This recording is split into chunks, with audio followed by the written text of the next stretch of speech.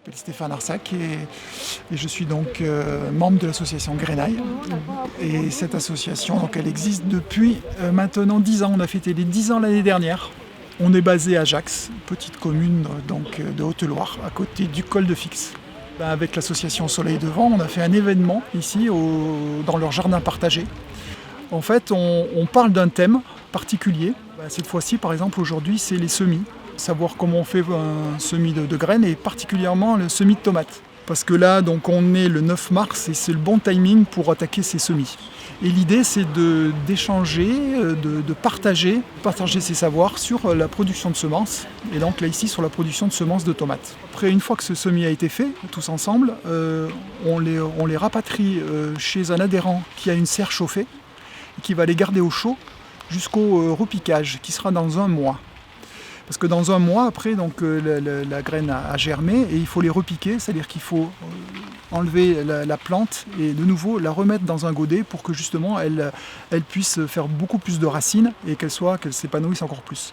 Donc là, au bout d'un mois, il y a un repiquage qui va être fait et on va le faire avec l'ISVT du puits. L'idée, c'est qu'eux, ils ont des serres en verre dans lesquelles vont pouvoir être gardées ces plants de tomates jusqu'au repiquage final qui va se situer autour du 9-10 mai, ça coïncide à peu près au Saint de Glace. Et là, partant de là, c'est 5-10 mai, on va pouvoir repartir avec nos plants de tomates et vraiment les repiquer dans nos jardins en pleine terre pour le coup. Voilà un peu le timing un peu. Ceux qui récupèrent ces tomates-là sont des adhérents, et ces adhérents-là le font pour perpétuer une semence en fait, c'est ça ? Voilà, c'est ça, c'est exactement ça. C'est-à-dire qu'en fait, l'idée, c'est que des fois, on n'a pas souvent à la maison une serre bien éclairée, bien chauffée, parce que vous savez, il faut garder les semis de tomates au moins à 20 degrés. Donc pour les adhérents, des fois, c'est pas facile d'avoir ces aptitudes-là. Et donc, le fameux 10-12 mai, après les Saints de Glace, les adhérents peuvent récupérer ces plants de tomates et les repiquer dans leur propre jardin dans le but de après faire des graines. Et donc ils vont suivre après la culture, ça va être à eux de suivre la culture jusqu'à ce que la tomate mûrisse, soit bien mûre, et après ils vont pouvoir extraire les graines, découper la tomate en deux, l'extraire les graines, les faire sécher, etc. Et puis arriver jusqu'à la graine récoltée. Vous pouvez m'expliquer en 2 mots là, où ça part tout ça alors ? Là on va les ramener à Jax et chez Stéphane. Il a une petite serre qui est chauffée. Donc on va mettre les godets là, au chaud, dans un petit bac d'eau ça prenne de l'humidité, et puis ça va germer, ça fera des petits plants de tomates. Ça, vous êtes motivé parce que quel que soit le temps... quel que soit le temps, on y va. J'imagine qu'il doit y avoir de bonnes raisons d'adhérer à votre association et d'essayer de participer à vos actions autour des semences.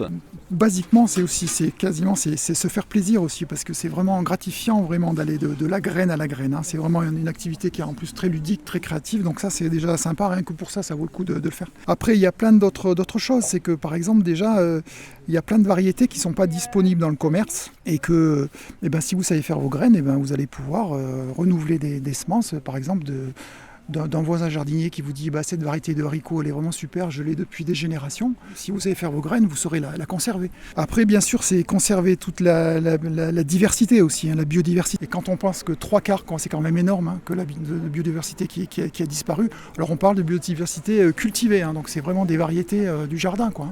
Faire vos graines tout seul aussi, vous aurez des semences qui sont de plus en plus adaptées à votre terroir. Plutôt que d'acheter les semences des gros semenciers, parce qu'il n'y en a que 4 ou 5 grands groupes qui contrôlent ces semences et qui veulent aller là où ils veulent aller eux, avec les prix qu'ils veulent appliquer, avec leur propre conception des choses, de la privatisation du vivant. Et quand tu fais tes propres semences, là tu reprends la main et tu deviens de plus en plus autonome.